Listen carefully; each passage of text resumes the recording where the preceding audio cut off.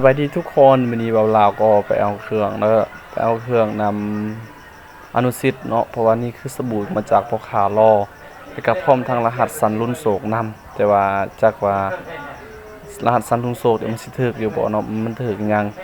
มื้อนี้เบาลาวก็เลยไปเอาแล้วก็ให้ถาวน้อยเนาะผู้ที่เป็นผู้ที่รับเครื่องเนาะให้เราขุดว่ามันสิรุ่นโศกสำใดเบิ่งขูดเบิ่งนี่โศกดีครั้งต่อไปก่อนที่1ได้แล้วแล้วกดของครั้ง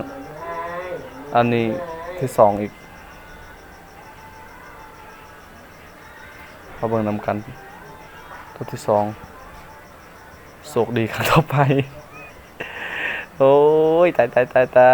เลยมาเบิ่งคนที่3นี่คนที่3นี่มาเบิ่งนี่แกะปึ๊บเนาะแล้วก็มาขูดอีกเบิ่งมันมีไอโฟนหรือรถบ่โอ้ยโชคดี